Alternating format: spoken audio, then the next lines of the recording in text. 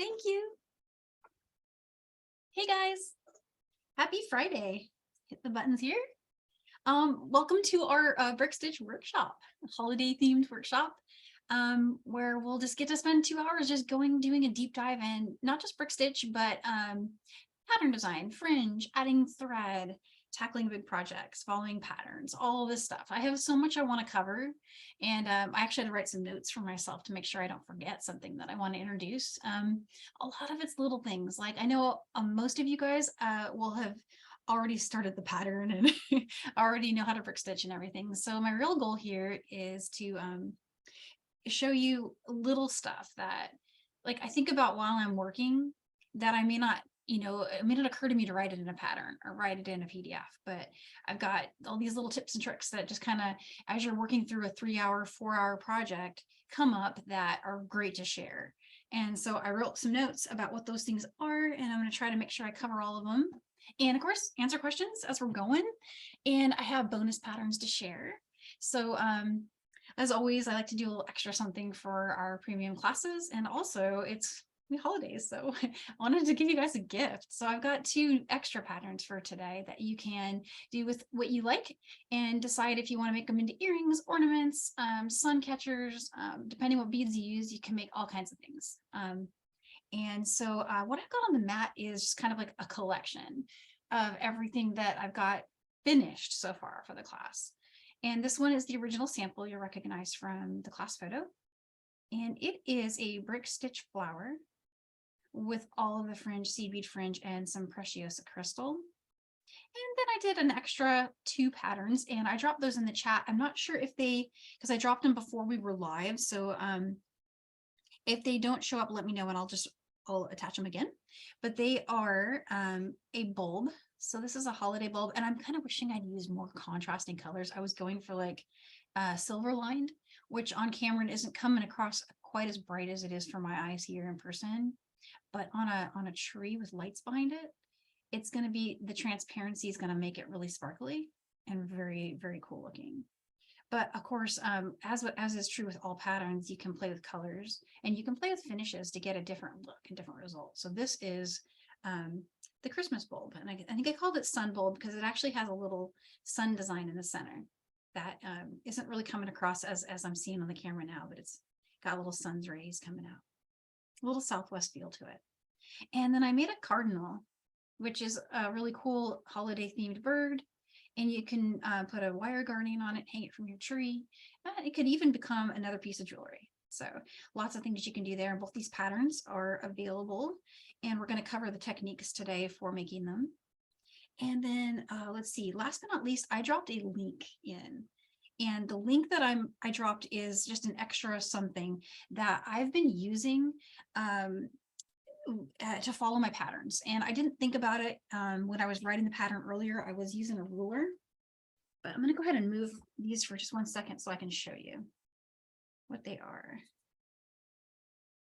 Okay, so you can of course just follow along with a ruler to your pattern. But when I was doing the printmaker demos earlier this year, I was given one of these magnetic boards and these little magnetic sticky rulers. And so this is at Michael's. It's meant, of course, for the printmaker to help it track when it's printing. But this is another thing you could grab if you think it will help you to follow along.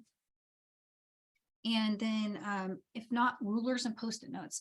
The only reason I liked this one, and I recommend a ruler, is because the pattern is so big.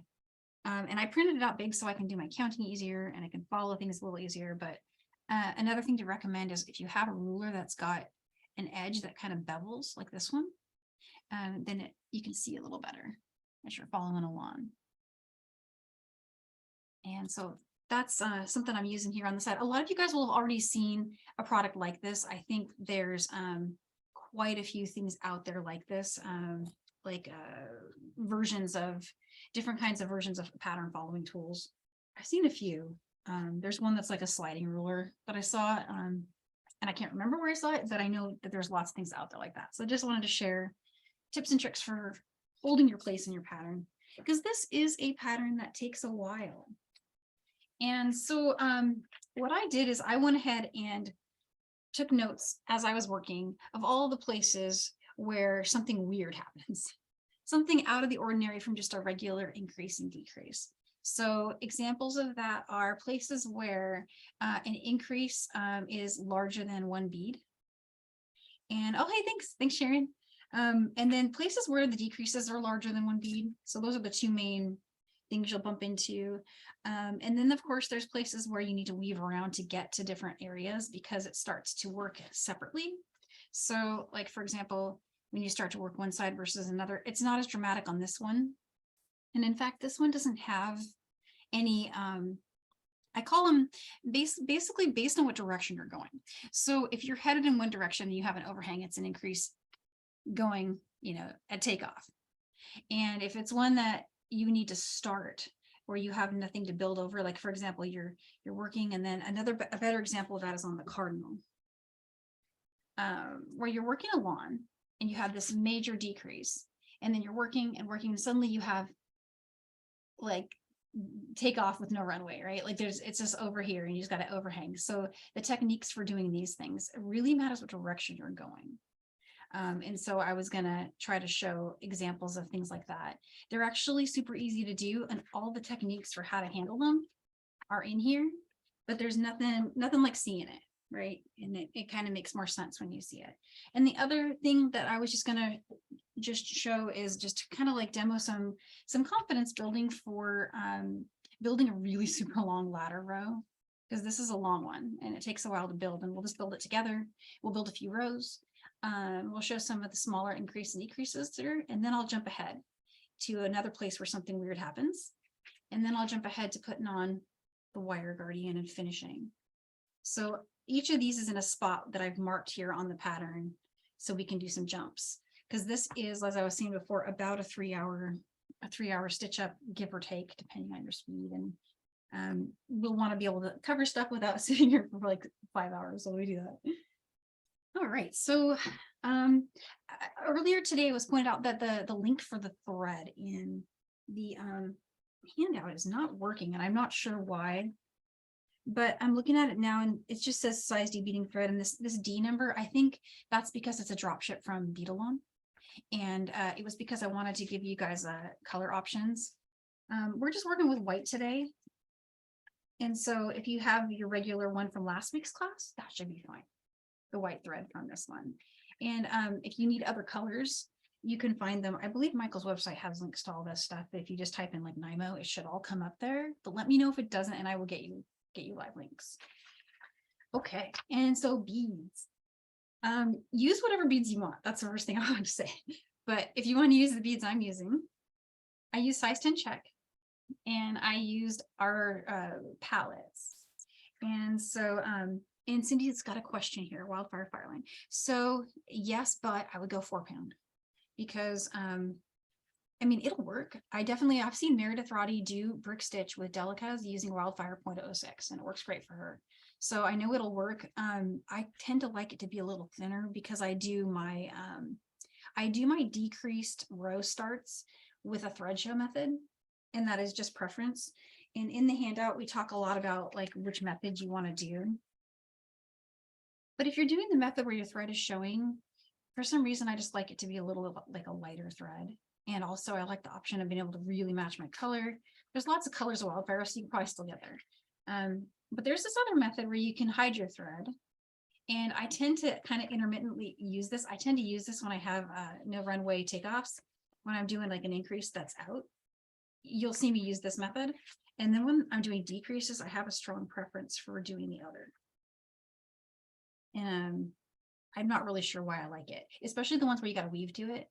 I think that's what my real preference for this comes from, is I visualize better by looking at a pattern and saying, oh, I want my next bead to sit on top of that one and that one. And so really I'm weaving to exit from either. For example, if I was going to try to place this bead, I'd be weaving to exit from either my A or my F bead here.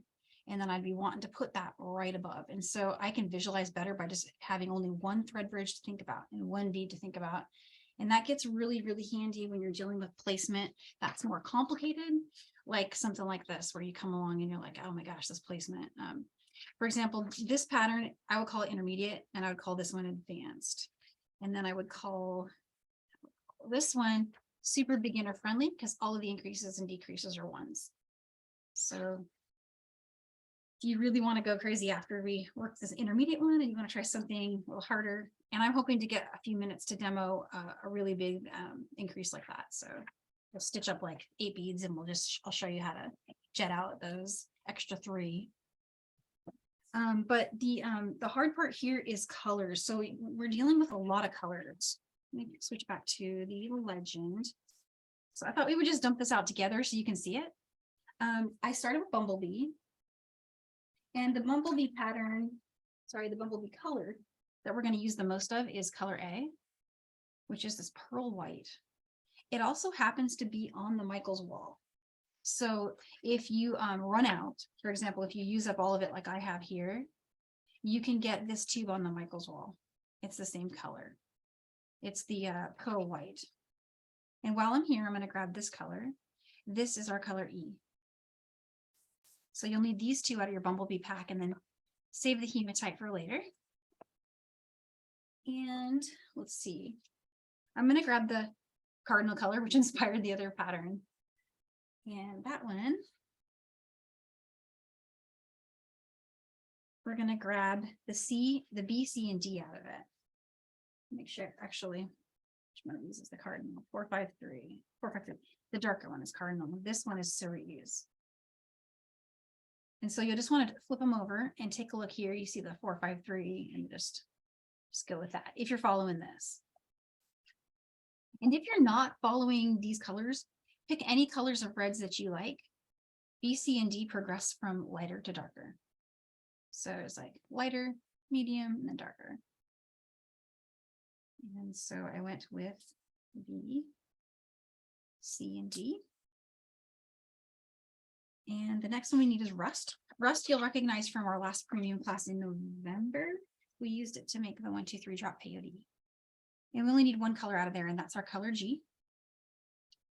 And then, oh no, sorry, we need color H, so 2 colors out of there. We need the gold. That's our H. This is our G. And last but not least, I want 1 color out of Cerise, which is this kind of like brighter red. It's just a hair off from this one. See if you can see next to each other. It gives a lot of depth to the design. So this is a lot of very similar colors going on. Makes it really complicated. The end result is a design that looks really intricate and has depth. It makes it look like more than just pixel art. And the use of the round beads blends the colors in a way that the cylinder beads wouldn't.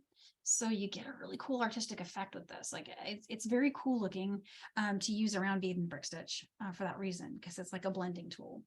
And so that's one of it's like organic flower, and I wanted it to feel, you know, kind of more like that. So I'm going to go ahead and just lay these out. So there's A, and then we've got our B, and then we've got our C, and then we've got our D, which was this one here.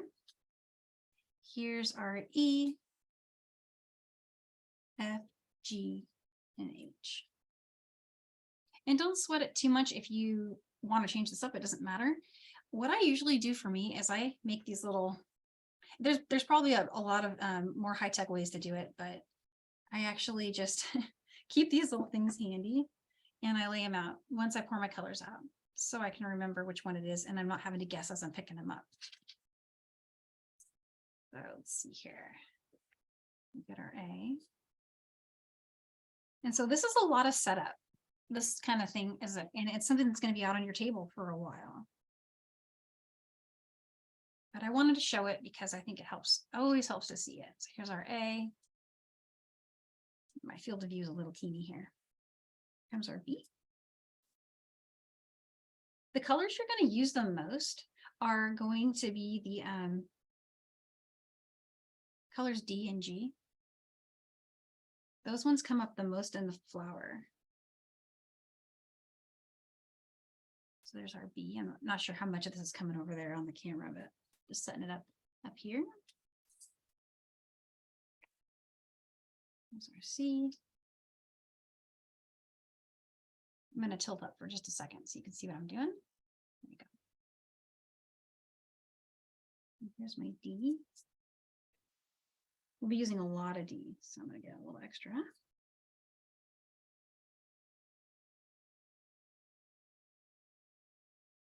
E.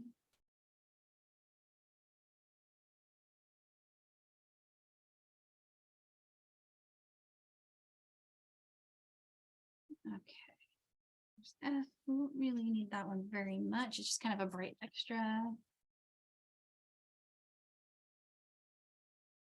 And then just over here off camera to a little bit to the hair to the right, I've got my G and my H. There's my G. And here's my H.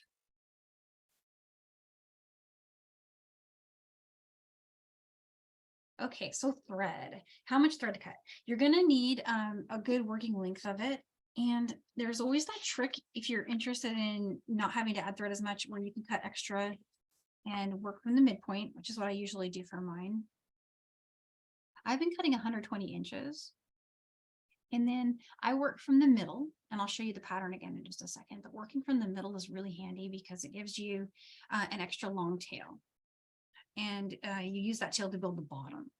And you may still need to add thread depending on if you're not cutting. About 120 inches for me covered the whole pattern. And so, oh, and I'm wondering if I missed a cool suggestion in the chat. Yeah, I'll have to try to see if I can get a copy of it so I can find out what that cool suggestion was. I know that Maria, you do a lot of seed beading, so for sure. Yeah, I need to know what that was. I missed it, sorry. But yeah, 120 inches is what I'm cutting. And that actually worked for me for the whole brick stitch part. You'll still need to add thread to do the fringe if you're doing the fringe. But 120 will cover most of the brick stitching. So that's actually really good. Feel free to wax your thread if you want to. I've shown a couple of times in some of our other classes some of the things you can use. And what I have handy today is just some regular old beeswax. There's also some thread magic at Michael's, and I've been using that too, but I couldn't find my spool earlier. And this is one of the ones. I like using this one a little more because it's drier. The thread magic, even though it's really great, it's also a little bit kind of like sticky, and I feel like it leaves a little bit of moisture on the thread. This one, the downside of this is you have to remove any little wax buildup spots. So if you got after you pull it through, you just kind of want to run your fingers along in case there's anything like that. But what I'm trying to get rid of is, do you see how this is coiling into a little circle? That can cause tangles. And when you're working with this much thread, it can really help to not have tangles. So just gonna pull that out of the way there. Okay, and so for a needle, size 12, size 10, I think a size 12 is what we've got going here in the handout. I do think they both work, but a 12 might be easier on you.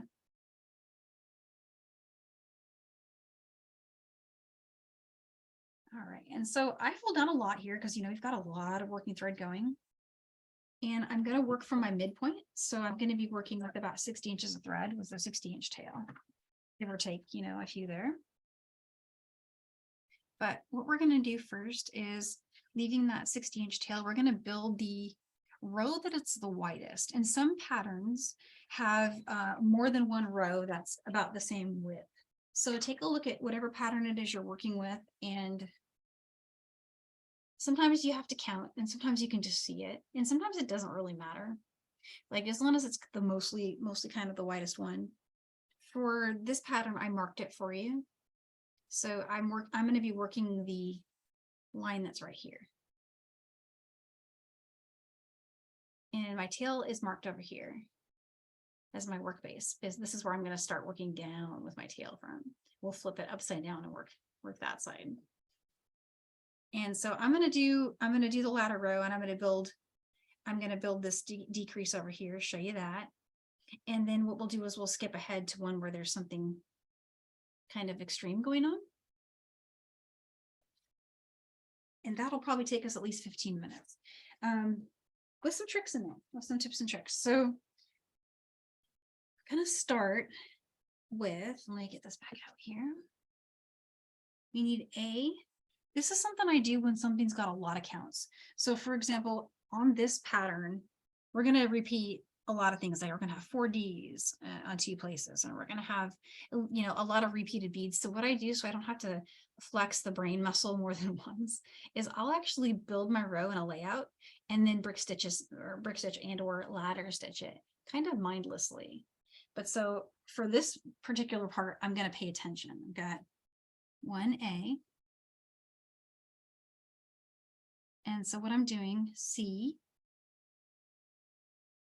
and then I need 2 Ds and 2 Gs. And you'll see me doing this throughout a large part of the design. Like whenever I'm building a new row, when they're this long, I'll just lay them out like this. Kind of like if you're looming, it's just so much easier to visualize. There's my 4 Ds. Now I'm going to go F, E, H, H. So here's 1 F, E, I need 2 H's, which is that beautiful metallic gold. Another F, 4 Ds.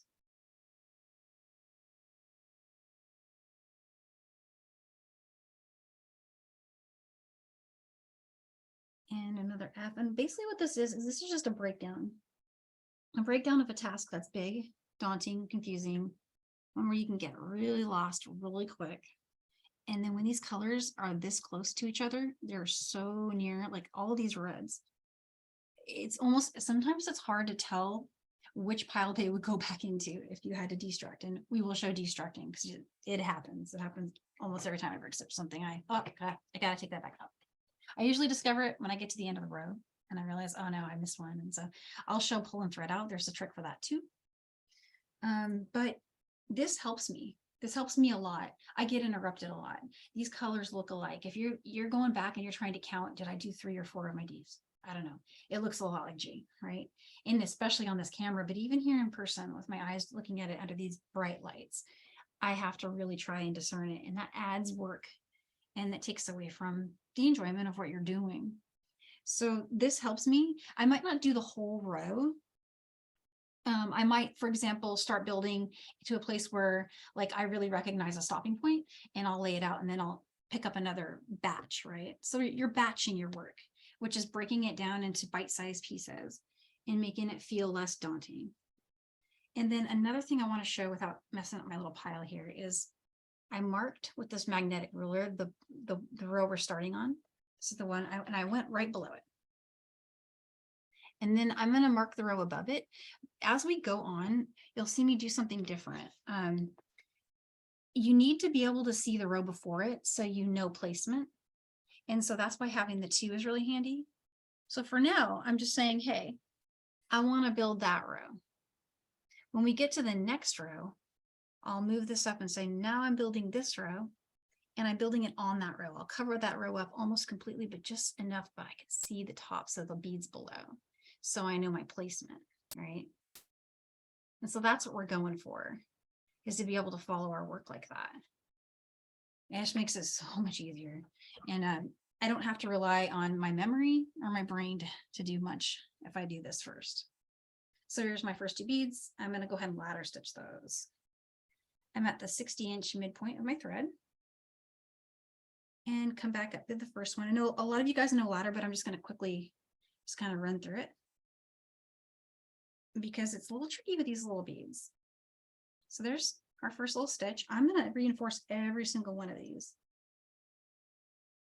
And that is going to make my middle row perfectly straight and tight. So there's trip 2 back through it.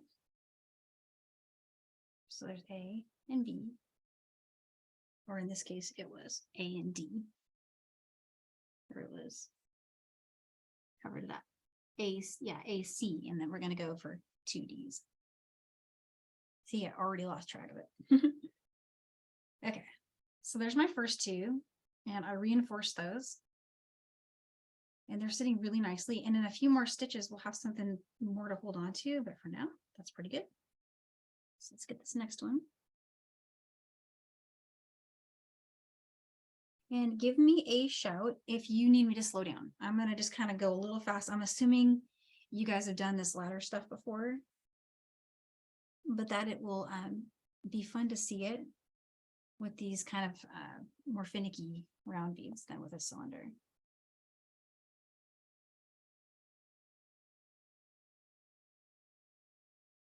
It kind of makes me think of red and gold weave a little bit. And something I didn't worry about, I worried about it when I made the first one. I stopped worrying about it by the time I made the third one because it didn't make a huge difference in the end. But what I noticed is that the beads, you know, they're kind of an organic-y looking shape, and they are mostly uniform. But at this level of detail, you will notice height differences. So some of them might be a little taller, a little wider. Those pearl colors, the color A, they tend to be bigger than the silver lined colors. And so I thought that was going to be problematic as I kept going. It really wasn't. So I mean, just looking at it right here, you see the height differences there? It really does blend. And it doesn't stand out in the finished design in the way you'd think it would. And it just makes it look very like just kind of naturally formed, right?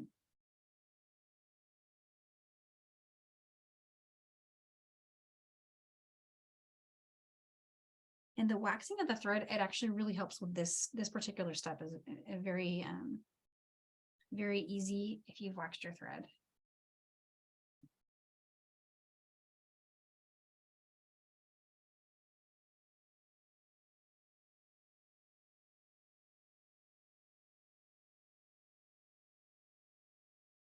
So there's that. It's just coming along really nicely. I'm going to go a little faster.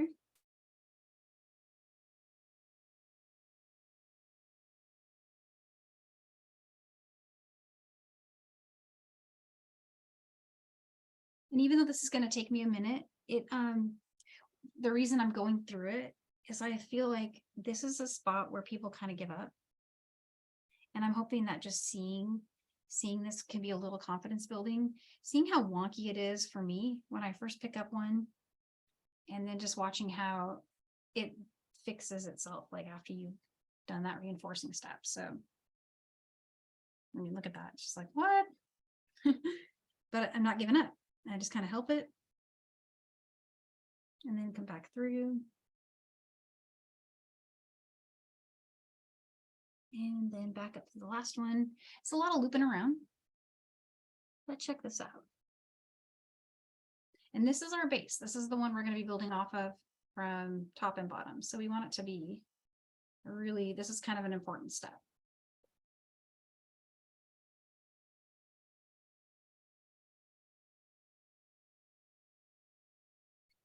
So yeah, I'm just going to be doing this for a few more beads. If there are any like general questions, now's a great time because I'm repeating over and over and over this one little thing.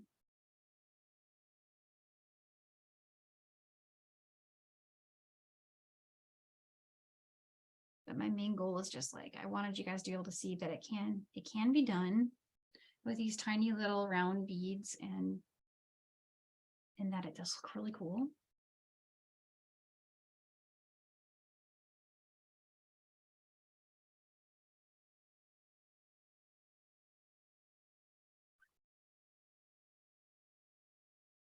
It's actually kind of like, I don't know, it's an enjoyable process to do this step. I don't know why. I actually kind of enjoy this part.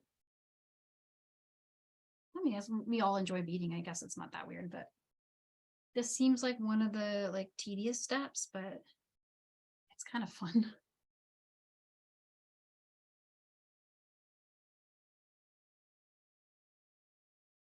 Yeah, and so there's a good question in the chat from Robin.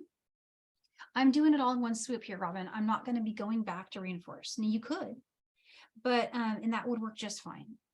But I have I feel better when it's all clicking into place for me as I'm going, versus it being super wonky for what's essentially more than 30 beads. And then, you know, what Robin is saying is you can ladder stitch without reinforcing and just keep going all the way to the end. And then you can just go all the way back through it. And that does work fine. It will put you in a different position than me when you're building the brick stitch, but it's, again, totally fine. No problem. It'll still work. But I like to have result in the moment. And so for me, having it be like already looking very clean and polished now is why I'm willing to take that extra time to go through it here. It's the same amount of time, whether you do it now or in one swoop later. If that makes sense. Hopefully I answered your question. Let me know if I didn't. I think I understood it, but just in case.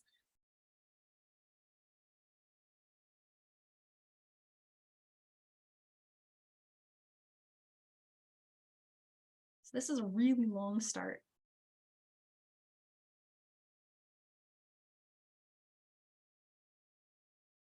But yeah, all of these little trips back through the beads is it's a reinforcing in process.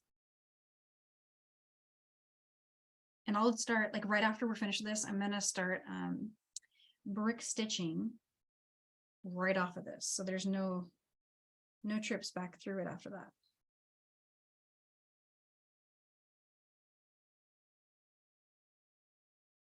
Oops.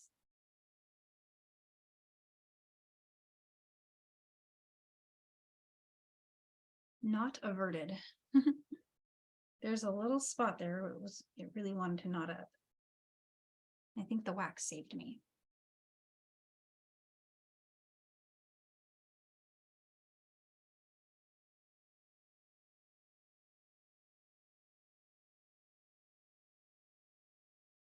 So I didn't reinforce that one. You can see where I didn't go back through it. I think I forgot.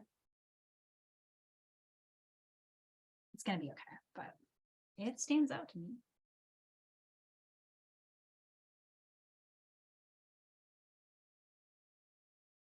All right, we're almost to the end.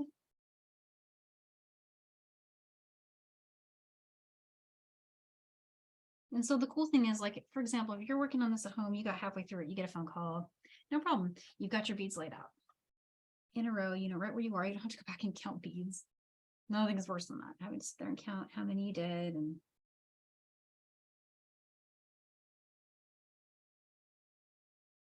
there we go. I've got 3 more to go.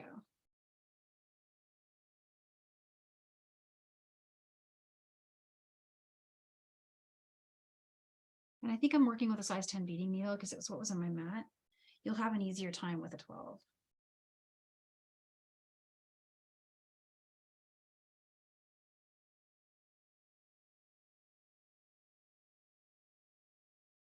All right, let me pull down here.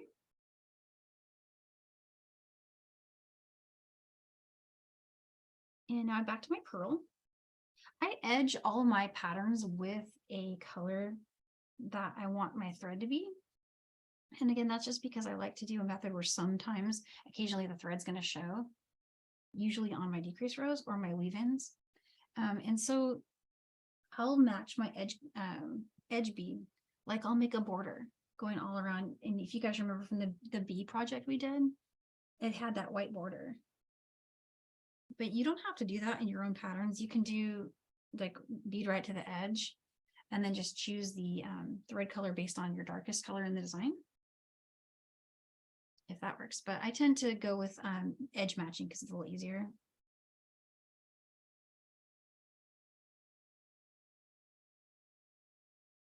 And so my knot that keeps trying to form is forming because my folded over part is getting a little funny. All right, so here we are. Take a look at where your tail is. I'm going to hold this up. So there is that whole row. Crazy, right? We did it. There's the one spot that I didn't reinforce, glaring at me like, hello. Don't worry, we'll come back along and we'll fix that when we get to that brick part. But it works out pretty good. It just takes a little minute. And there it is. Okay, so my tail's here. And this design, you're going to want to know where your tail is because we don't have the benefit of symmetry unless you're working on the bulb. I made the bulb symmetrical, so you don't have to worry about that on that design. But if you're working the Cardinal or this one, what you'll want to do is you'll want to look at your tail, especially if maybe, like, for example, you started in a different spot than me, which is totally fine. Just take your pattern and mark where your tail was. And like I draw it on there, like here, there's my tail going in. And so what I'm going to do now is I'm going to cover up the row that I just made, which is this row right above our black line. And you can do this with a Post-it, a ruler, anything you want. And I have to keep moving mine back and forth to show you on the camera, so the magnets are really helping. And so then what I'm going to do here is I'm going to work this next row, and keep in mind, here's our tail over here. I'm over here now with my working thread, and I'm looking at it and I'm seeing I need to place my first bead at a decrease of 1. So usually every row you build, if you work your first bead into the first thread bridge, or in the two bead method, if you're working pick up 2, work them into the second, that's an automatic decrease of 1 bead per row every time you do that. So this we're going to increase by 2 or decrease by 2. So I need to come up, I'm currently over here. I need to be exiting from either this bead or that bead. And it depends like where you ended up on a ladder. So sometimes ladder stitches will have you coming out here, and sometimes a ladder will have you out here. So we'll just check that, figure out where we are, orient, and then weave to where we want to be. And then we will work this row, which is this one here. We're headed in this direction. So I know a lot of you guys, if you're right-handed and you're working in the way that I like to work it is I'm holding the piece and I'm working in this direction. And that can throw you off on a pattern that's not got no symmetry, right? Or it's where you have to, it matters whether you're left or right. So again, laying those beads out in the order in which you're going to stitch them can really help. So let's take a look at where we are. Our tail is down here. And over here, I've got my tail here. So I'm pointed down in both directions, right? I'm going to hold that here so you can see I'm down in both directions. But good news, I actually want to be exiting from the second bead in. So I'm going to take my thread, which is coming down here, and I'm going to come back up through that bead. And I'm going to go through, pick up an A, and I'm going to place it on the thread bridge above that A and the red bead next to it, which I think is either an E or an F. That's an F. So above these two. And then we'll just keep going. So we need to come up through this bead here.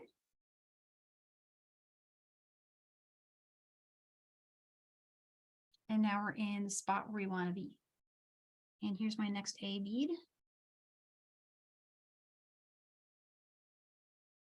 And I'm going under the second thread bridge there. It's the one above my A and F beads there. Give this an F bead, yeah.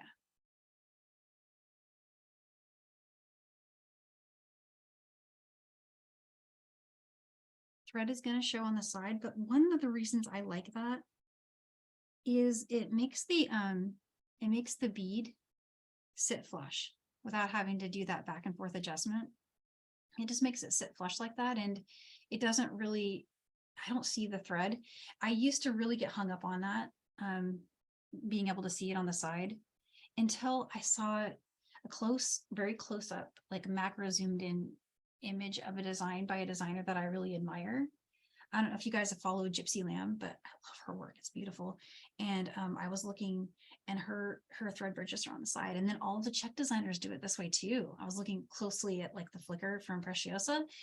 You can see their thread on the side, and many, many times when they've done brick, they're not worried about it. And especially since a lot of us love thread anyway, and we love colorful thread, it really is kind of fun. You can make that part a design element, right?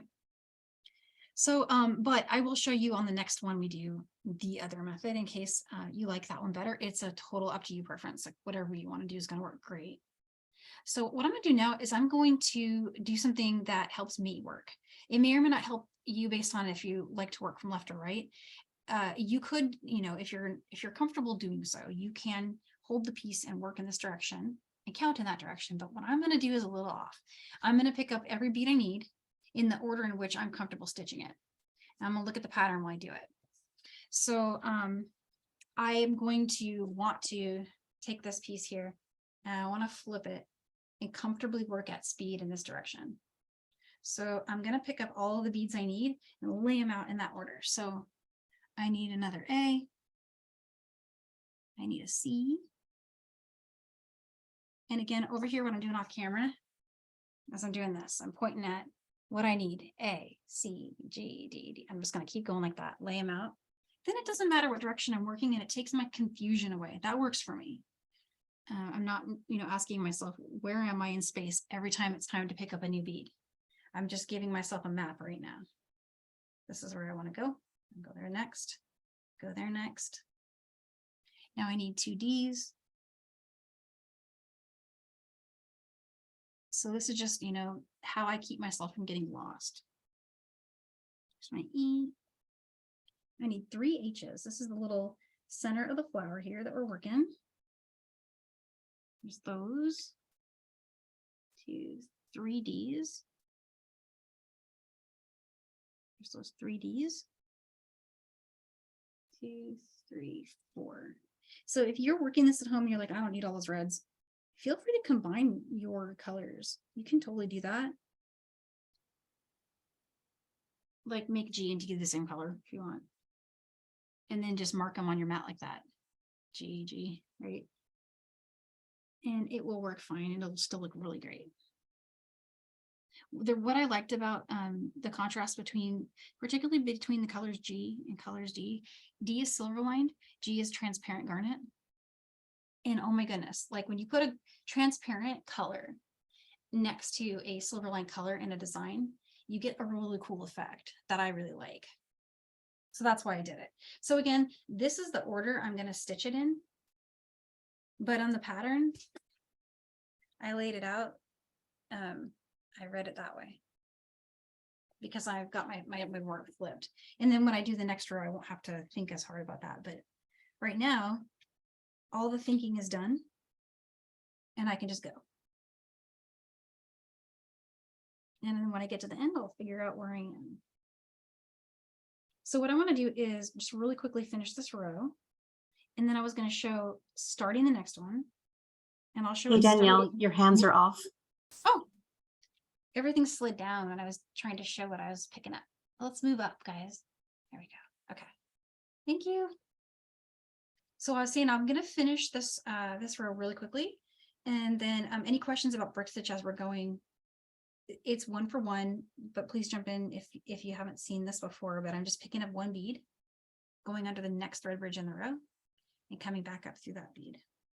And every time you do that, it should sit right next to the one before it. I'm going to keep going. And then when we get to the end, I'll do the start of the next row using the 2 bead method. And then we'll jump ahead to another spot where it's got a kind of an unusual start.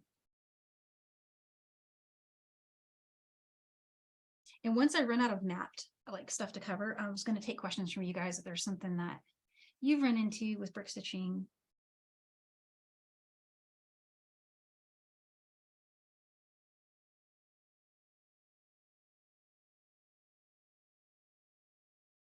If you have any questions, so just, yeah, get those ready.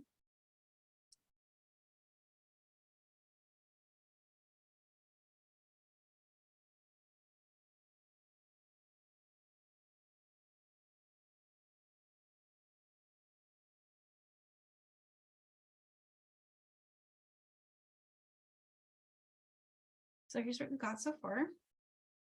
It goes really fast, that first laddering row takes a while, but then the rest of it, it's pretty speedy. It's not too bad. It is still like a long project. It's going to take a while, but it doesn't feel like forever, this part.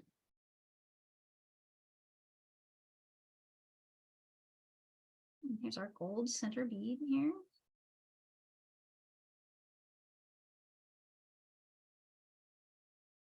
So all I'm doing here is just the regular brick stitch, just picking up a bead.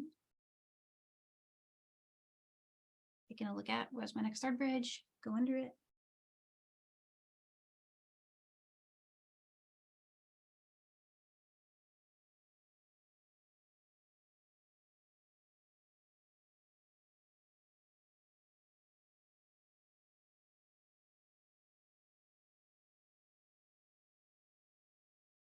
I'm trying to think if I've got any tips and tricks to share of tension or this first little row. You're building on our little wonky little base there. And the thumbnail thing is what I'm doing. I'm using my thumbnail to kind of tighten everything down, helping everything to stay flush.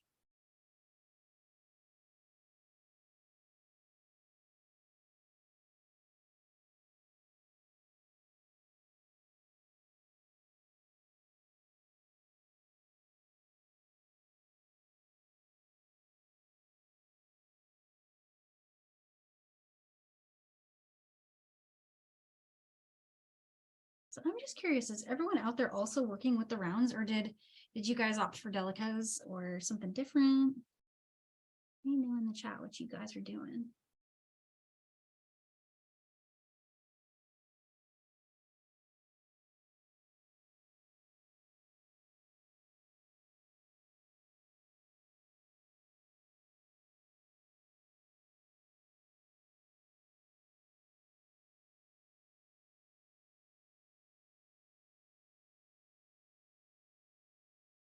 Sharon says she's just watching.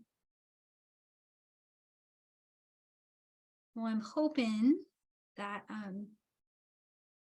that it stays interesting, because I know it's kind of like watching paint dry, watching somebody do the brick stitch over and over, but it's something that is really, it's an enjoyable stitch. So I feel like it's kind of meditative maybe to see it. And one of my favorite things to do, now that we all have like the ability to film our work and stuff, is to get my phone out while I'm working and just take a in-process photo every time I finish a row. And so I'll take and do like a one row, take a photo, one row, take a photo. Robin says she's working with rounds. Danielle, Peggy asked if you've ever used a brick stitch pattern using the normal first row and then the second row. And what do you think of that method? Normal for, I'm not sure I understand the question. Have you started a brick stitch pattern using the normal first row and second row? A normal row? I guess I don't know what a normal row is.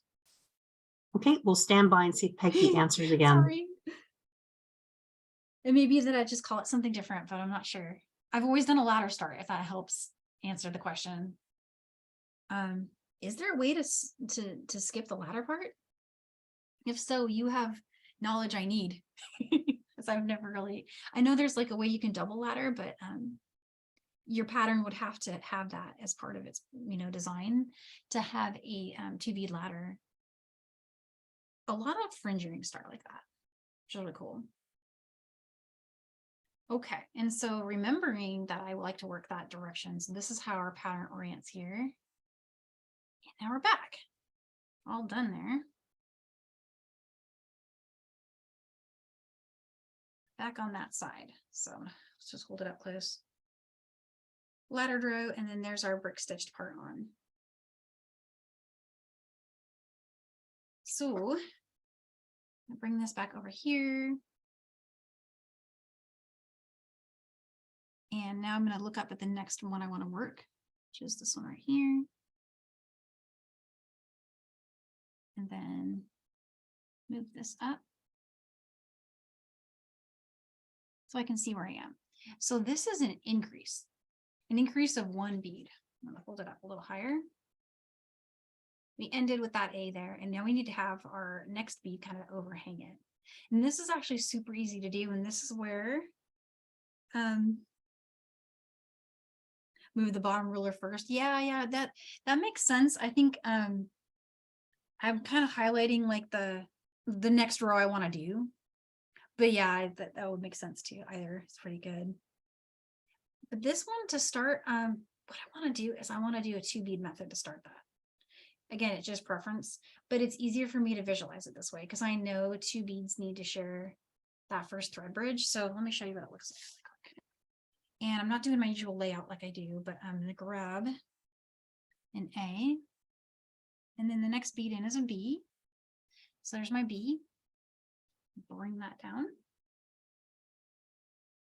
And this is just a regular one-off decrease. So you just go under the first thread bridge. Pull that through. And then come up through your second bead. This one always just kind of lines up really nicely for me. And I like the way that I don't have to do any extra work. I can just keep going now. Grab my next 2 beads, which are 2Ds. And I didn't do my usual layout thing, but I'm working in the same direction as the pattern is written right now. So I just kind of working a little quickly.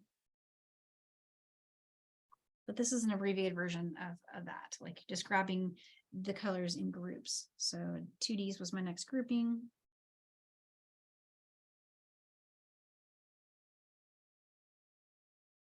You wrote for the tail.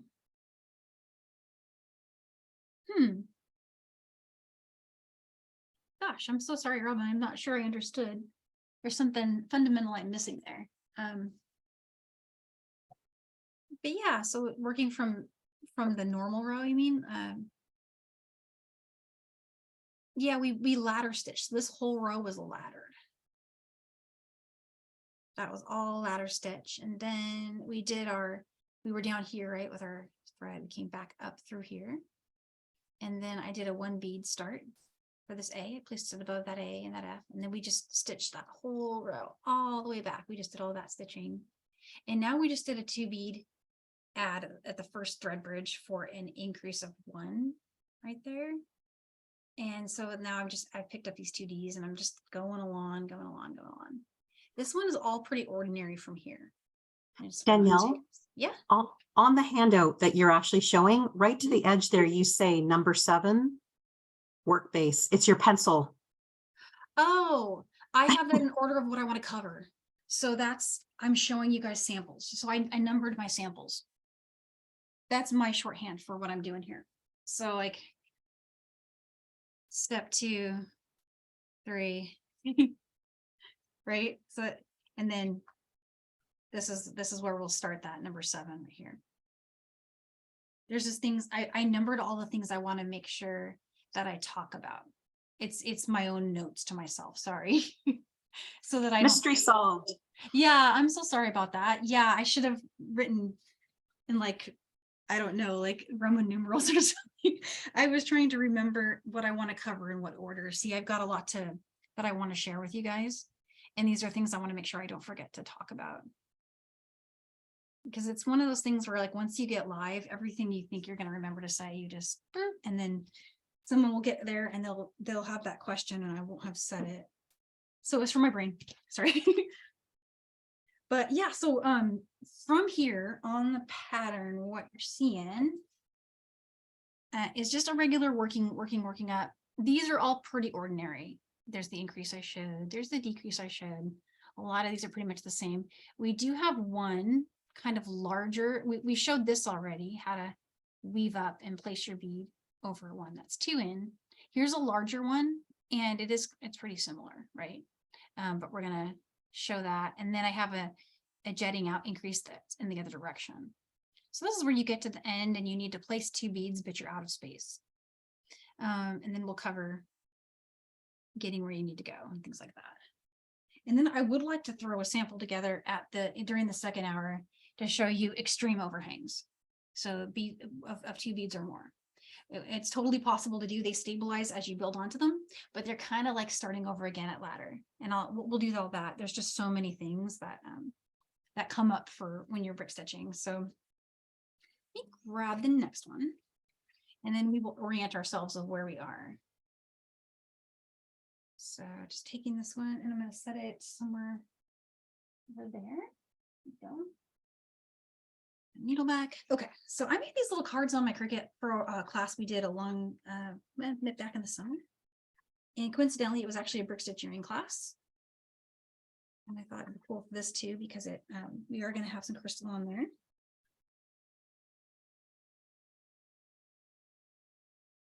Okay, and so we're at 12:56 for me, the Pacific Coast. How do you guys feel right now? Should we take a break Or do you want to keep going for another 10 and then have a water break? I'm looking up for nods there.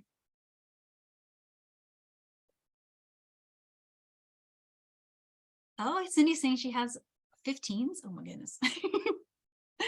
I've discovered that I asked for a magnifier for Christmas. When you know, yeah, I want one of those. I'm getting there where I'm like, I need it because I want to work more with the small beads. And there was a pattern we just posted in the Facebook group that showed 13-0 Charlottes. And they're so beautiful. And I bet you they're so tiny. I think like a 13-0 Charlotte is going to be around the realm of a 15, in my opinion, because the Czech tends to be a little smaller. And so really tiny little holes, you're going to need to be working with like a size 13 needle. So it's on my Christmas list to ask for one of those, like, you know, a big one with a light. That's what I want. I want to get one of those. I think I should maybe use that for videos too. And I forgot what I was telling you guys earlier about something really cool to do if you do Instagram and stuff is take a picture of these pieces every time you finish a row and then put it on a fast reel where it's like a frame per 2 seconds or something, and time your music to it so that it goes pop, pop, pop, pop until it's built. You'll get so many likes on that. People love that. I don't know, they like to watch it come together. Peggy, that's funny. Oh my gosh, I love the comments. You guys are so cool. All right, so now we are closer to 1. So, okay, let's let everybody have get some water and get a stretch in, and then we'll start with the next weird move here in a brick stitch. And I got my water here.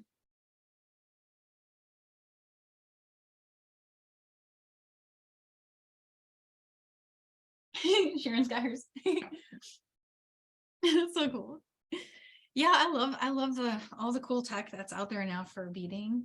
We're getting some attention from like the market of people are creating products for us. Love it. And any suggestions for ideas, like people are listening. I feel like that's true too. So I'm gonna move these beads. There's so much stuff on my desk right now. It's like everything's piled up.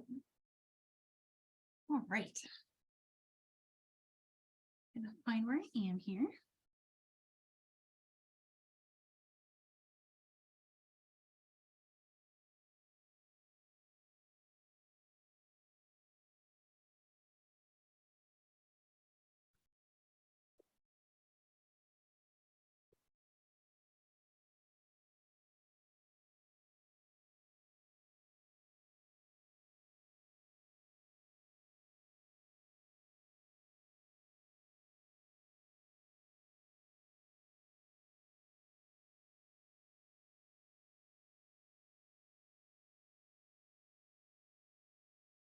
Yeah, that's right.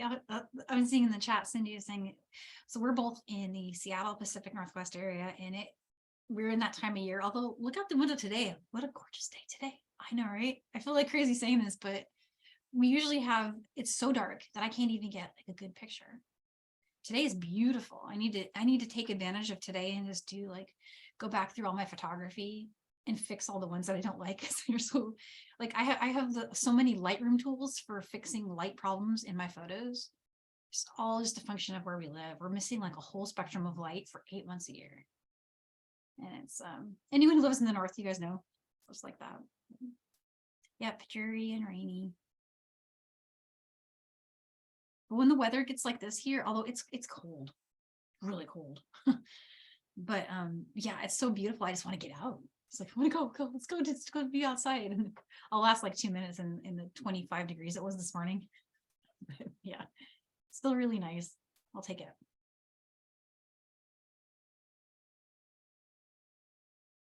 Oh, that's right. You guys are getting, so on the East Coast, everybody's getting really bad snow. Oh, Cindy, you gotta go. Okay, we'll see you. Have a great weekend. Danielle, Yeah. because I don't know peyote the way you do, I don't think I'm expressing Peggy's question properly. So she was asking about an alternate stitch method. And so she wrote earlier, do you ever, from the beginning row, you pick up one bead and then two beads from the row above, and then you add one bead from the first row, and then another bead from the second row? That is something I don't understand. I don't know if you do. Yeah, it's really hard for me to follow it, so I don't usually like to do it that way. It's totally possible. We actually covered it in, do you remember when we did the brick stitch earrings class and I kind of messed it up trying to demo it? It was we were just doing a diamond shape, so like, yeah, but I totally know what you mean. Absolutely works, and if you can do it, kudos. Because I actually, for some reason, in my mind, visualizing it, the pattern that way, even though if you turn a brick stitch pattern on its side, you've got a peyote pattern, right? Totally true. I just have a really hard time starting it. Like, even if I tried to make it 4 rows, even count, the things that are, well, this particular design, because it doesn't have a flat edge on either side, so you'd be doing peyote increases and decreases in your starting rows, which would, I mean, everything's possible, but I think for me, this one works for my brain. But I would love to learn the other way. I tried to teach it when we did our earrings, and I tried to teach it for really simple, like just diamond shape. And I struggled with it. It made sense to me at the time, and I wrote a whole handout and with every thread path for the whole diamond, and then couldn't even follow it in my live demo. So I was kind of like, it was humbling. It was a humbling moment for me. Like, I can't do it all. I can't. But we all have our styles, you know, things that we like and things that work for us. And I don't know, I would love to see that. I would really like to see it. Oh wow, Scrabble tiles. Oh, that's cool. I think, yeah, thank you, Peggy. That's a great, and I'm gonna look into it too, just to make sure that you know, that I didn't miss something there, because there's got to be some benefit to doing that way. I know that one of the designers I really love that I buy patterns from, I don't know if you guys have ever seen on Instagram, Marta Jewelry. She has beautiful fringe earring patterns for sale. Well, she has a bunch of brick stitch patterns too. And she tells people you can build this either with peyote or with brick stitch. And the patterns are just, you know, they're good charts like these. And so I know there are lots of folks that like to do it that way, just based on that. So I think there must be something to it. And I will look into it. Oh, you love her patterns? Yeah. Oh my gosh, I love her. Everything she makes is so beautiful.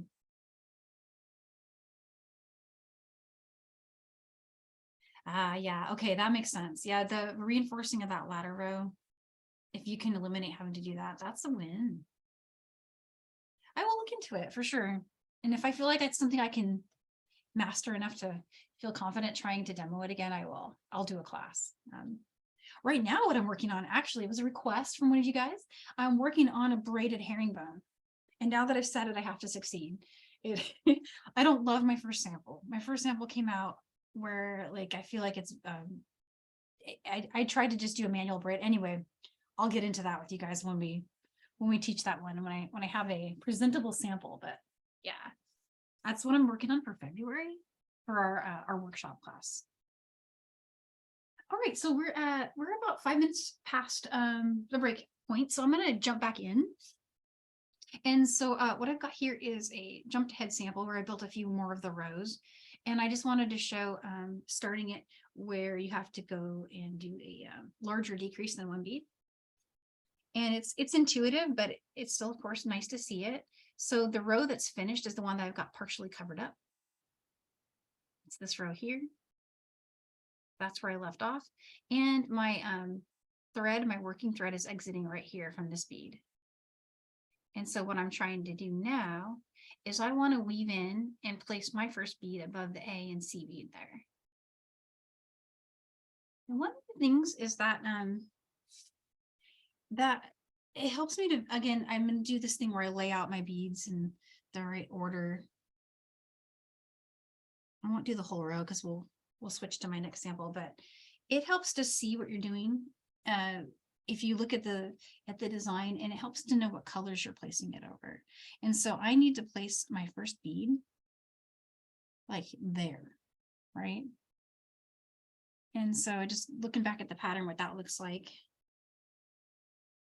And once you get this placement right, this is the only part where, again, like I'm trying to like flex the muscle, the brain muscle here, like just use it just the one time, get that set up, and then I just straight on till morning, right? Just, I'm good. But I need to make sure this part is right, or I end up having to take out the whole row, because you won't notice it's wrong until you get over here and you're like, hang on, it's not lining up like the way that it's supposed to. And nothing's more frustrating than that. And it's happened to me like at least twice just preparing for this class, where you have to go back and pull out the beads.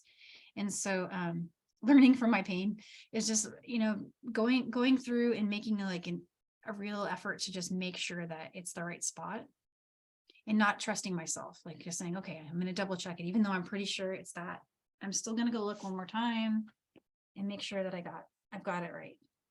Okay, so I'm going to be placing 3 A beads first. I've got those are staged. And now I need to weave to exit so that I can place my bead above. I want it to go in that thread bridge, right? The one that's above my last A and the first red bead, the C bead there. So traveling over, I'm going to go down, and I want to show another little trick for making turns. So for this one, I just went down the next bead. And that's easy enough. But what I want to do now is come up through this next bead here, right? But I'm going to do something that's a little extra, something that you can skip this if you don't like it. But because I am working with a light colored thread and these are dark colored beads, that white thread is going to show above my gold bead a little bit if I just do a jump. I mean, it's not going to show dramatically, but I can really make sure it doesn't if I go under my thread bridge. So here's what I'm going to do. I'm going to go under here. So I just went between those 2 beads, right? Between the 2 gold beads, so I can pick up my thread bridge. And coming over here, up through that bead. And what that does is it hides the thread on both sides. Especially if you have a side that you think might be your front, you can always do your poke through from that side. And when you pull really tight, it helps a lot too. Another trick that works in peyote also works in brick stitch is spinning your beads when you do little turns like that, so that it doesn't show as bad. So try that if you feel like your thread shows when you do your turns. That works for weaving in too. Really helps to weave in that way. So now I'm just going to start building. And I promised I would show a 2 bead. It's not the method I tend to use as my go-to for starting a row, because I have a hard time visualizing the thread bridge where I want to be. Like right now, I know for sure I want to be above my white and red bead, and I want my first bead to sit right there. And I know that, but I'm gonna have to think ahead. If I want to do the 2 bead start, meaning my thread won't show, I'm gonna have to pick up 2, and I need to skip to the next thread bridge. So not too hard. It's just a little bit of extra thinking. And it also has one other disadvantage, and that is that sometimes that edge bead sticks up. So I'll come up through this one, right? We'll pull tight, but that extra bead on the side is it's sticking up a little bit. So you can leave it for now, fix it later, come down and do like a weave down later. Or if you need to fix it in the moment, which is what I like to do, come back through it and then go under that thread bridge that's below it. So you see I kind of picked up the little thread bridge there, come down, and then come up through the second one again. And that's a trick that, you know, we've shown before, and a lot of designers will do it that way. But it's a little bulky. See, you've got that thread showing there just a little bit, even though I went under the thread bridge. And so what you could do is I'm going to pull this back out. You could also come up through this bead, come back down through this bead, go under its thread bridge, and come back up again. And that would guarantee that you don't see the thread at all. But see how much work that is to do all that stuff? That's why I just do the 1 bead start. either way, because I, for some reason, don't mind if my thread is showing on the side of the bead, especially since it's helping it sit sideways, but I really mind if I can see it on the front of my piece. So just try it and see, like, everyone's got their style that they like, and anything that I do may or may not be your preference, and that's totally okay. And what I'm doing now is just pulling this back out. I'm going to rethread this really quick.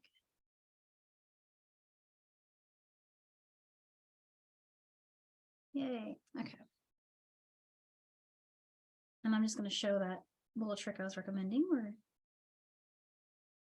a little bit of extra steps, but coming up through that one. And now to get where we need to be, I'm going to come back over here.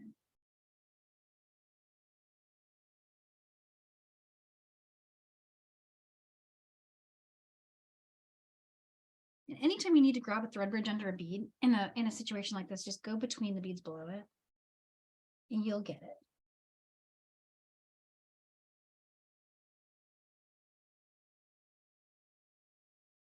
A little better. Place our next bead.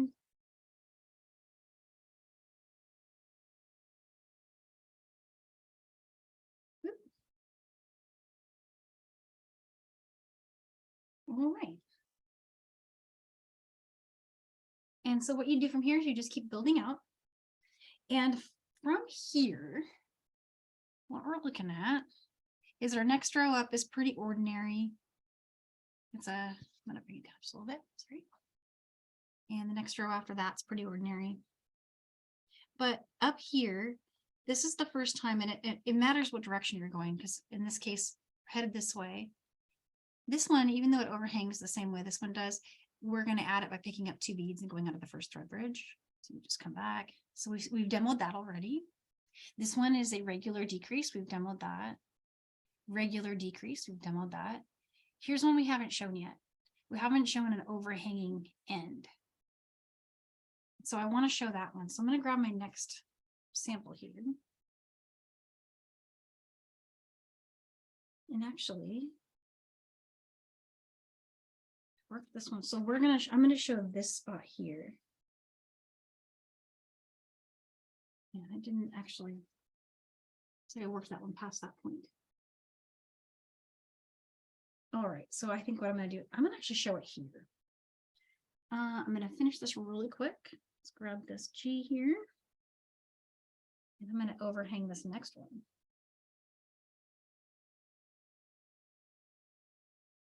Okay. I'm going to actually do it this way. Let's start working back this direction.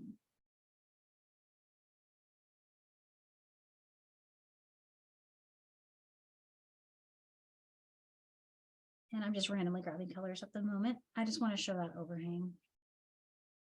Okay.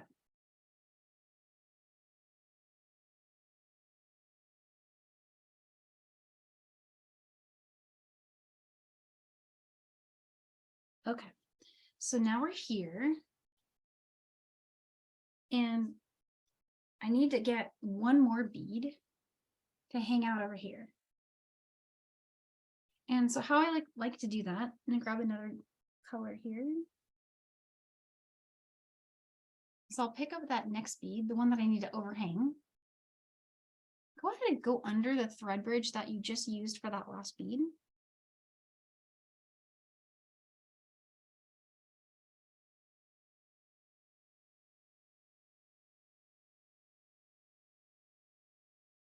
So there it is. It's kind of hard to get it. It's the one we just used for the last bead. It's a little tight. Go under that thread bridge there.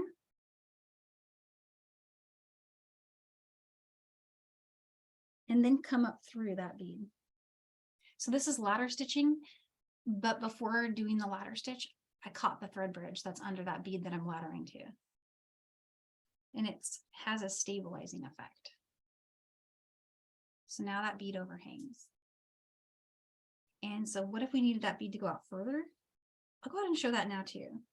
So come back down through this bead here. And pick up another one.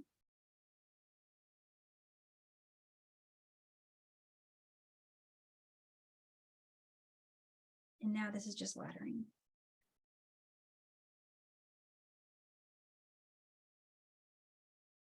I would reinforce it.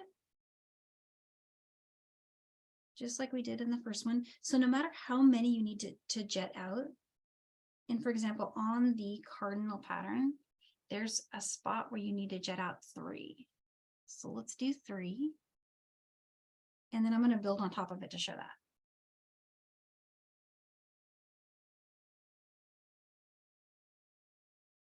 And right now it's kind of wonky looking. It's just hanging out in space. But when you put the next parts of your pattern on it, it fixes up. I'm going to pull the cardinal over here and show you. But so there's an increase of 3 beads out from our end. And most patterns won't have too many more than that unless there's something really wild about them. But like, for example, if I was going to make a pattern and it was going to be that much of a jump out, I might go ahead and just fill it in with white beads. And we should talk about pattern design too. I'm hoping we can cover all that stuff. But then what you would want to do when you build your next row, depending on how that row starts, is just start working into that first thread bridge, or if you had to do an increase, you would put 2 beads in the first thread bridge and start building backwards. As you build backwards, it stabilizes, flattens, and works out really nicely, especially when you join the work that you had. So let's head back so I can show that. I am just randomly grabbing colors as I go.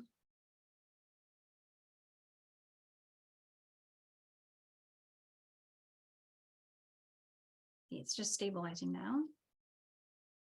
Let's grab another one.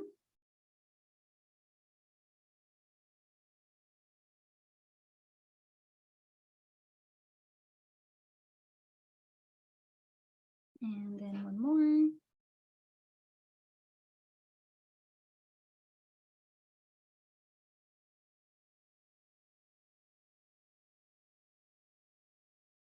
All right.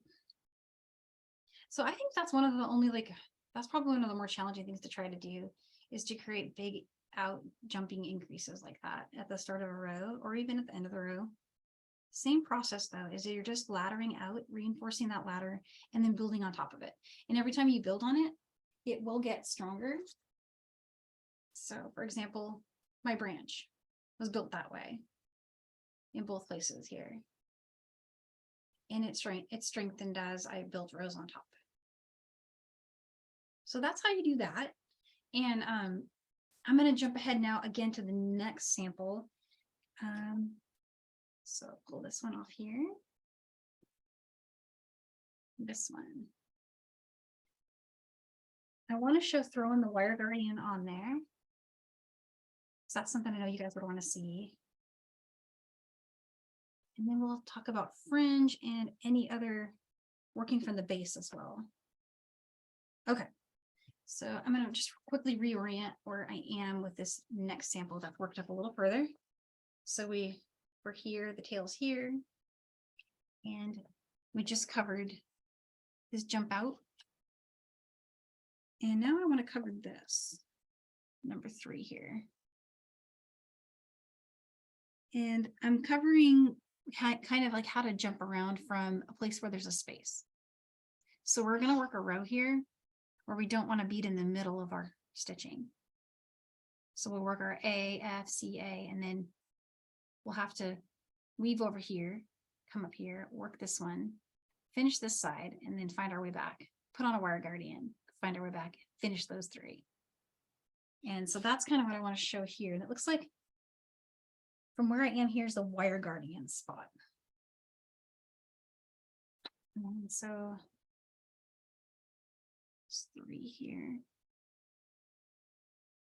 All the way over here. Built that way. Came up here. Built this one. Weave down. Up. Weave down. Came back. Okay, so that's where we are. Let me grab a wire. I didn't show these at the beginning. We've got these wire guardians here.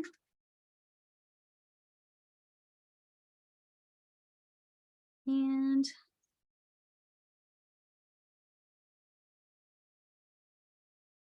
I'll pull that out.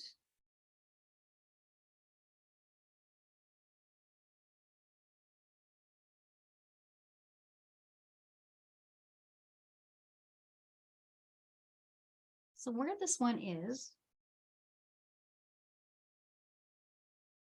is it's right here. And I'm going to put on the wire guardian and then come back over here.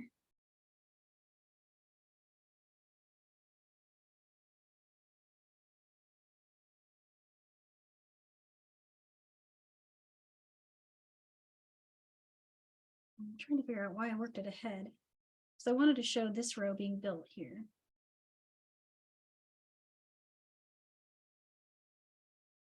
Oh yes, this is definitely the one for sure.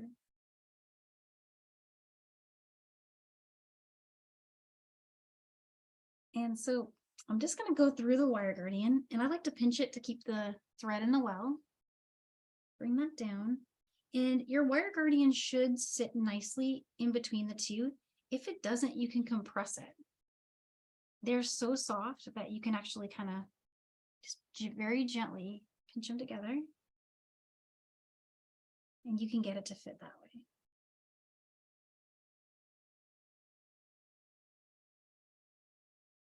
And what I did is I just picked up the thread bridge here and pull tight and come back up through it.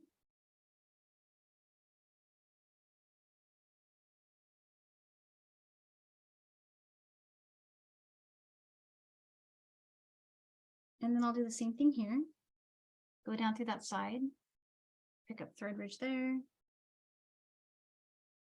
we'll come back up through there.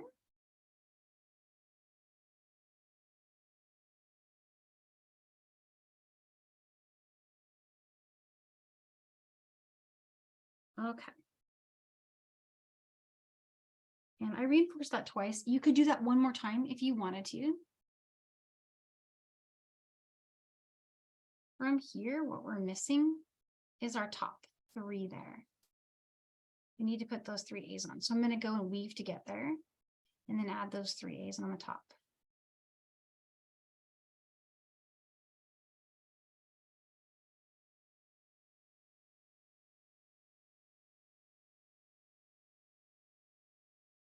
So coming down through that bead there, one just below the wire guardian where it's sitting. And I'm going to do that same trick again where I'm going to pick up a thread bridge by going in between the 2 beads.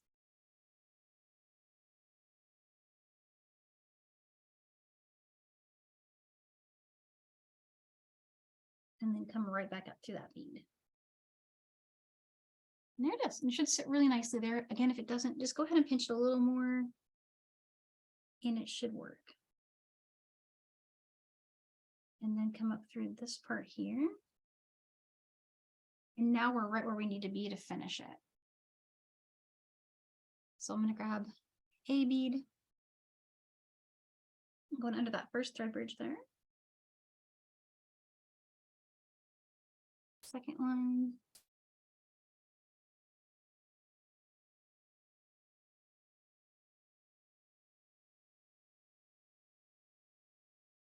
And third one.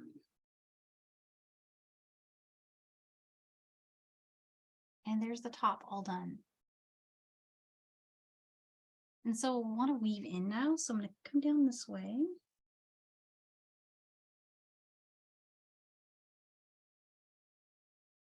And I'm going to show really quick weaving in. This is the same process for adding thread. So if it was a new thread, I would just bring it into a bead somewhere and start doing what I'm about to show. So just keep going through a few beads. And after you've been through 2, 3, maybe 4 beads, pick a spot and do another thread bridge turn. So I'm kind of like, I'm pulling the thread out of the way. And then I'm just going to poke my needle in between these 2 beads here. If you go between the beads, you won't catch the, thread bridge that's below it. You'll know you got it right when it kind of just pops up. Flip it over. I'm going to head right back up to that bead.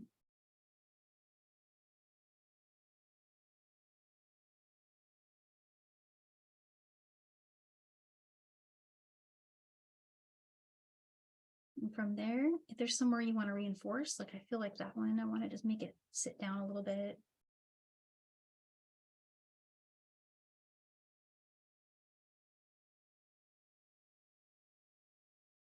And that's probably good enough. But if this was going to be weight bearing, like if it's going to be one of my fringe ones, I do one more turn.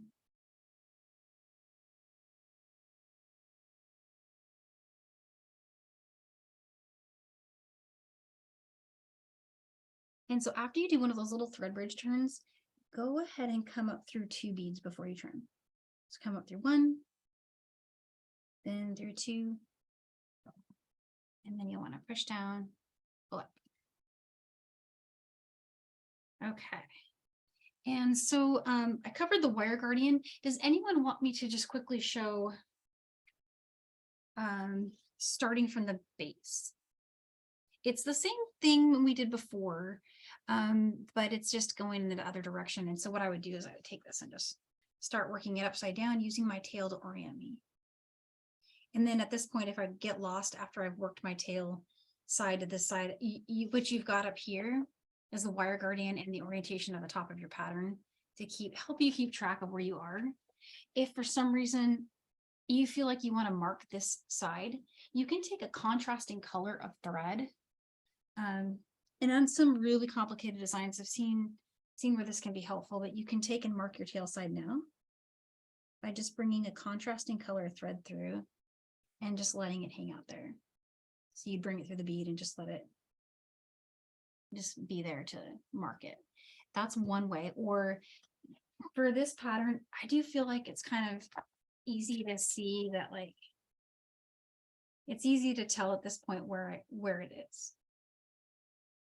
But make that determination as you get going. If you feel like it's too close, like if you feel like there's any risk at all that you're gonna look at it and set it down for a day, come back and be like, oh no, where am I? So you can always just put a thread there marking that spot, so you'll know these spots are these spots. And let's see. So this went a lot. We still have our half hour. I still have a lot I want to cover. But I feel like there might be some questions. So before I start jumping into the next thing, questions from anyone? Tail side is the side that has 2 beads at the top. Yeah, that's true. That's true. And for every pattern, it'll be a little different. Like let me show, while you guys, if you're typing questions, I'm going to show the other 2 patterns really quick. And I noticed that Carmi said she's dropping those in the chat. Yeah, when I dropped them before, I think it only shows once we're live. I'm not sure, but you're so big. I marked my tail side here, and it's, on a pattern like this, you'll absolutely know where your tail side is. But what if it's like one like that? Then again, that can be really helpful to mark your tail with the thread as you're starting. And a lot of these rows look the same. So as you get stitching, you'll get lost really quick because they're literally like almost identical to each other. And so it can be hard to tell where you are, and you can lose your orientation really quickly. There was a few more little tips and tricks I wrote down. You could read those over here. Oh, yeah. Okay. So on the flower pattern, there isn't a very dramatic place where I feel like you need to work one section and then come back and work another. With the exception of maybe down here at the bottom. And what will happen down here at the bottom is you'll probably complete this row as one row, right? You'll stitch and then you'll just weave down to get where you need to be to add the next bead, and then stitch that. Then you'll come back and weave this one, but you have a choice now here. Do you want to weave all the way down, come all the way back up, finish this? That is what I did here. I did when I started this row. I went ahead and stitched this row, and then I wove down and wove down. And I did my, usual, the trick for using that thread bridge to turn here, come up, and then build those 3. Finish that up. And then I think at that point I might have been either running low on thread, or I started another thread over here because I knew I had fringe coming up, but you could weave back. Alternatively, when you finish this side, you could finish one side independently and then come over and build this independently. And it really is up to you. These don't have any, it's possible to do either or, right? Because the weaving in isn't too bad. We're talking about 4 beads. But on this pattern, it's a little bit bigger deal. It's a lot of weaving around. So what I wrote on this one is that I worked from here up. So I did some, of course, I would have worked this row all by itself. And then I probably worked this row doing just a little jump down. And then I think I worked that row and I did another jump down there. Then I finished all that, right? And then I came back and finished all that. And so a lot of patterns are like that are, that's, I think one of the things that you have to just kind of like take a look at it. And the other thing that's kind of hard is not all patterns are marked with a starting row. And so you have to pick it. You have to choose like which row do I want to start on. This one, there are 2 rows that are equally as wide. So you could have either started with this one or you can start with this one. And it doesn't really matter. Even if you don't start with the widest row, that's okay too. You can just increase out, but I chose that row to start, which is the row just below his tail. And I built down, and then with it down from this side, I left not quite as long of a tail to build this one. And then I built the top up this way with a much longer working strand. So that was that one. And let's see, I want to talk about, I didn't see any questions pop up about what to demo next. I do need to show Fringe, but let's do that first. And then we will come back and talk more about designing your own patterns and how I do it. One of the ways. I do lots of different things, but there's lots of cool ways you can do it. Let's grab the almost finished one. Where are you? Okay. And of course, this one's done up here, right? All we had left to do was take this and work the rest of the pattern down from here, right? So hopefully that one's okay. I can come back to it. Anyone thinks of a question. So from here, this one doesn't have its wire guardian on yet. I didn't put it on there, and I probably should have, but I think I was just off to the races on this one. So I kept going, but it should look like that. And the fringe is totally up to you, but if you wanted to add a bunch of fringe to it and you want to follow the pattern that I've got on the handout, I put fringe in almost every single bead, and it gets really chunky and bulky. It's kind of heavy, but it's so stunning and it looks so neat. And then I put a little 4mm Bicone crystal at the bottom. And so I'm going to show adding a row of fringe, and then I wanted to point out in the pattern where that is. Okay. So when you finish your design, you'll likely be over here. And then it's kind of like it's flipped in this picture. So it's like I'm actually down here with my thread. I've only got this much left. So weave them on whichever side you want. I don't know. I feel like you could work it from either end. I know on the original, I worked it this way. For some reason, I had a lot of thread over here, and I can't remember why, probably because I didn't add. But it actually doesn't matter which side you start on. But you're going to build about 20 beads out. So I chose my A beads because they just flow right out of the color here.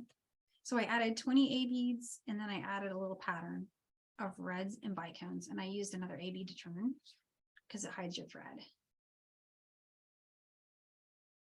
Okay, and so I see a question about the bead colors. So the bead colors are, you can change it up.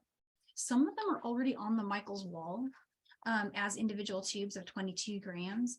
At the time I did this design, I was focused on highlighting our 3-pack palettes, and I wanted to use them in something kind of intricate and unusual. So I went a little bit crazy, and I used all 4 of these palettes. Each of these ones is at Michaels. And you can type in these numbers into the app and they should come up. If your Michaels doesn't have them, or you just want to use other beads, I would say just go ahead and match it up based on what you have. And so like for example, I had a tube over here. I'm gonna just grab it really quick. Here's 3 good examples of things you can use. So color A comes in 22 grams on the Michaels walls, a 10-0. A lot of you guys probably have this tube already. This one is color F. It's the same color that's in that package. And that's also on the Michaels wall. And then I have this silver line gold here. which would be a good substitute for the color E that's in Bumblebee, because that's not one that's on the Michaels wall. So if you needed to do a sub, this one would be good. This is silver lined gold. But that said, I would, if I was just laying this out, and that's one of the reasons that, let me grab this other one real quick.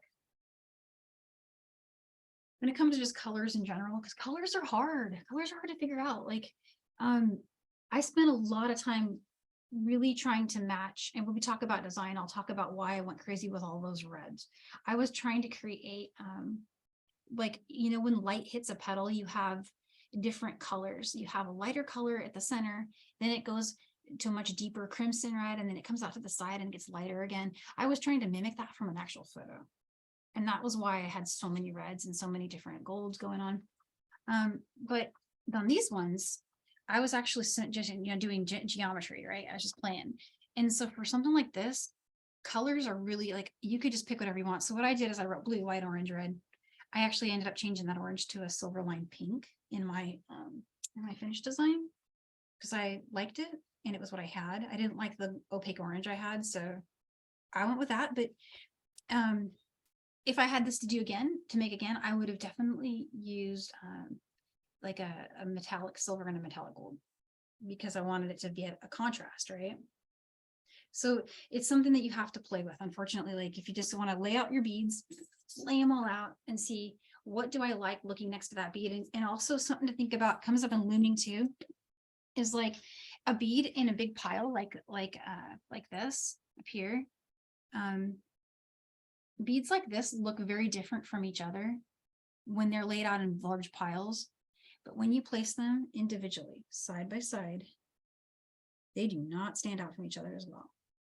And so if your design has lots of little one-off jumpies like this one does, and doesn't have big color blocks, you need to contrast like crazy.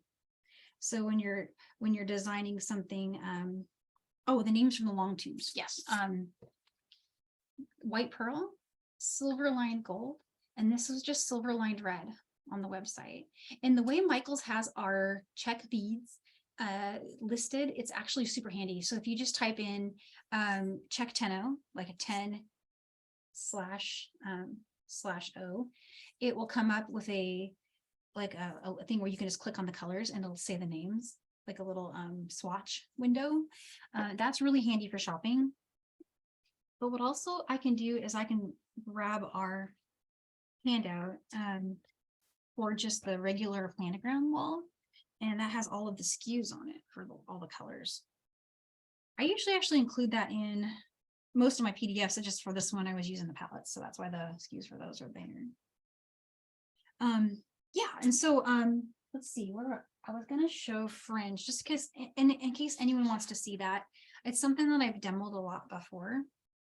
I also wanted to make sure that I mentioned that if you want to, there's no reason you have to, and that's why I left the wire guardian off. Where was my logic? You don't have to make that the top. I just like decided that was the top. I stitched it up and then looked at it and decided that was it. But you could, if you wanted to, and I think that would look really pretty too. You can make any angle the top, and you can make like the fringe come off this way and put your wire guardian here, which will look, you get a really different look. Let me bring this down. So that's what's cool about this flower. There's no up, down, right, left. Once you've stitched it all together, all you have to do is just kind of like put it all together and see what you like. And it's really freestyle, really cool looking. What I'm playing with here is I used a little bit of monofilament to hang it on my tree because I've been using this as an ornament, and it's just like a totally clear, like a, can't even see it. And that's a really cool way to make a nice little tree hook. And the cool thing about it is if you don't have a wire guardian handy, you can run the monofilament just in between two beads at the top and then just hang it, and it'll look just suspended and floaty. So if you want to skip the wire guardian step, you can just do that with your clear thread. Okay, so but let's throw some fringe on. I'm just going to use this one strand over here because it's long. And it looks like you guys are going to get some stuff emailed to you. Let me know, Carmi, let me know after class what you guys need. I will make sure I send those emails. Hey, Danielle, I'm Yeah. taking care of everyone who's You got it. asking. Okay, Yeah. cool. Yeah. And I will definitely help with that. Let's see here. So the handout is up here. I marked a couple places. I just want to highlight, make sure everyone spots it. I skipped fringe on a few spots. If you want to make it exactly like this one right here, if you want it to look like this, there was 2 spots where I didn't put fringe and I circled them here. And the only reason I skipped there is because it was so bulky already that those ones, they didn't hang straight, they stuck out. And I don't know why, but I went ahead and pulled them out. I was actually, they were that dramatic. There were just 2 spots where for some reason, something about the angle or something about the ad made the beads like they were just like doing that while it was hanging. And so if you leave those 2 spots out, it flows. It looks really good. And that was just trial and error. And I don't know why that worked, but it did. And that's if you're working at this orientation, the way it's kind of sketched out there. But you can, any orientation you want. Let's work fringe from what is actually the top. So I think I want to do an upside down one so that they look different on my tree. String that. Okay, and so I'm just going to do the 20 beads here. How are we doing on time? It's getting tight. I'm just going to do 10 beads. Okay. This 2 hours always goes so fast. It's really incredible how fast it goes. And then I think I went with 2 reds. Any red's fine. In the handout, it looks like I went with the D and G. So D and the G bead are here. And I used 4mm bicones in red. And that looks really beautiful. I think that would work great here too. So I'm going to just go ahead and cut the end of this one. Be gentle when you're cutting your, I want to make sure I point this out actually. I broke one of my crystals the other day and I was so sad. Just be gentle when you cut it. There's on one of the ends it's tied like that. Work that with your chain nose pliers later. And cut one up from there. Don't try to cut the knot off the bottom because that's how I broke my bead. See, it's knotted around it. And so what I did is I came along with my scissors and I went like that and I broke my bead. Just kind of carefully removing that one there. This one I'll pick at that later with the chain nose. Okay, and so here's my bicone and my next beads here. So this kind of just frames the bottom of it. Isn't that pretty? I loved how that looked. And then grab another white bead for your turning bead. I'm matching my white thread color so that it disappears at my turn here. Another example of where your thread shows and nobody notices are these turns for fringe. And then you want to come up through your bead here.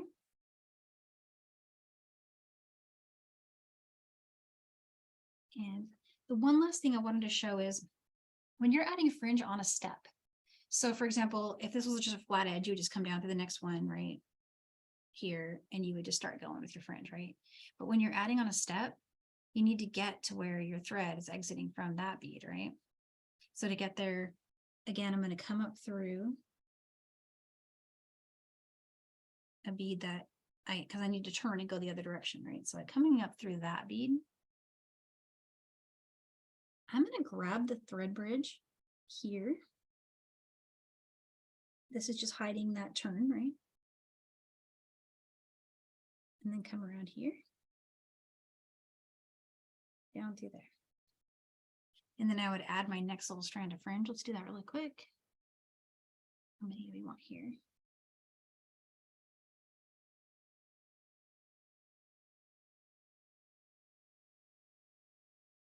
And I just went with 10. The handout has a pattern of 20. 2 contrasting reds or sort of contrasting reds.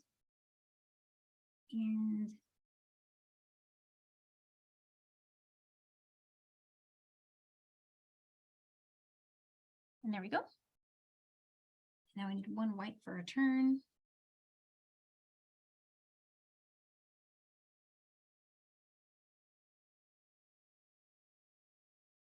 And then you'd come right back up through that same bead you're exiting.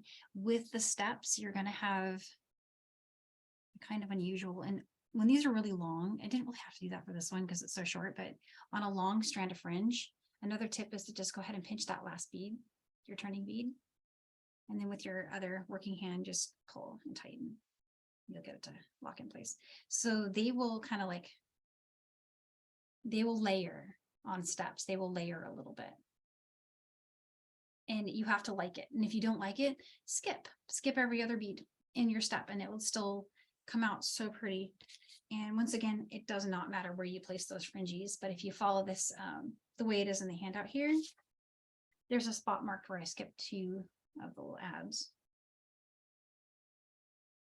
And there it is. And I can always post more up close photos of like all these little transitions and spots. If anybody needs it, I'll do like little macros of it.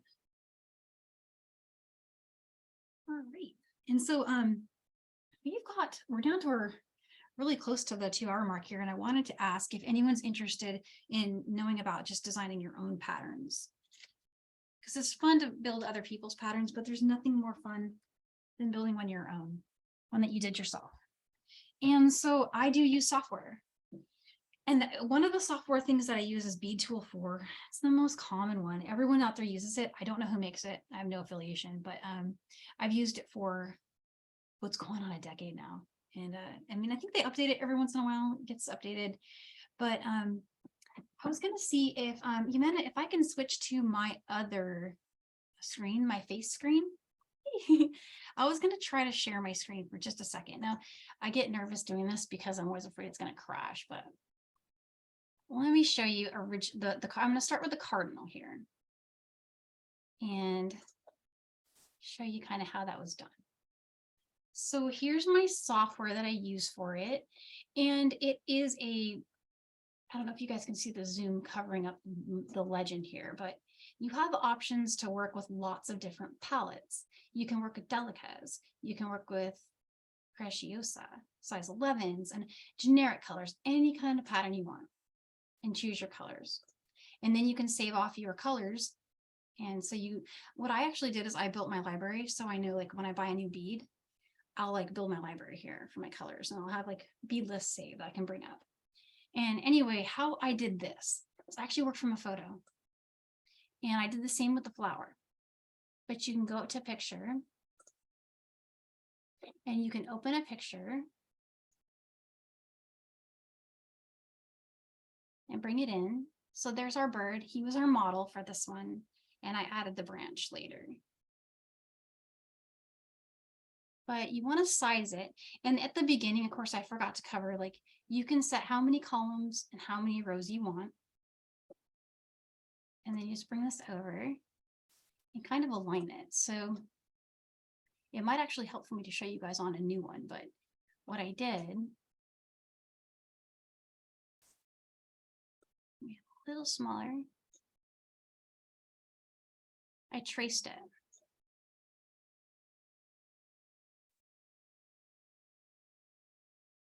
And I just drew little lines all along. I didn't even worry about colors. I just started drawing the line, going around. And then I went and added a branch at the end. That's where I can get a little artistic liberty. Because it's pixelated versus a real picture, one of the things that you end up doing is kind of like abbreviating all of your emotions. And you get, well, he's a smooth edge here, but this is kind of like jump, jump, jump. But as long as you just kind of generally follow the path, most people's eyes are just going to see a bird. And so there he is. Yeah, that's how I did. That's how I did the flower. I just took a picture of a flower.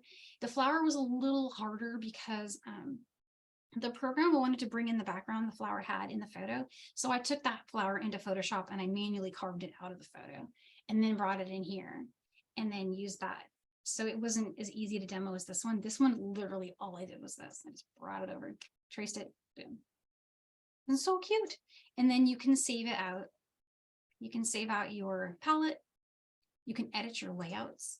I have a cool layout that I like to do that gives me a preview. And so I have to remember though, it's a little old school. I gotta remember to change the names of my designs, right? So change that to Cardinal or whatever, save it. And there you go, there's your patterns. What I do for you guys when I create my PDFs though, is I take this thing into Photoshop and I get rid of all the extra, let it off, it's going there. And then I fix my legend so it's prettier. But that's all of that's behind the curtain. So let me do a stop share here. All right, so if that inspired someone, because that is really like, for me, like I love designing my own patterns. And that is also, it's they charge you one time and then you can sell your patterns in your like Etsy store. I've been selling patterns for 8 years now. And I have patterns I did 8 years ago that are still selling in my Etsy shop. So this is passive income. You create your pattern, you put it up on your Etsy shop. There you go. And you can sell your jewelry at the same time. So if somebody loves your jewelry and you don't mind sharing your design, you can sell it to people. So yeah. Yeah, and software, it's tricky, but that one is pretty like intuitive. I use Illustrator more now than I used to, because for some things, like when I want to show extra things, or a better example of that is, you can see where I exported from that program here, and then I took it into Illustrator and did my fringe so that I could show what was happening with that. But it's, yeah, definitely combinations of things, putting it all together. You'll get there. You can actually show thread paths. You guys have seen all that.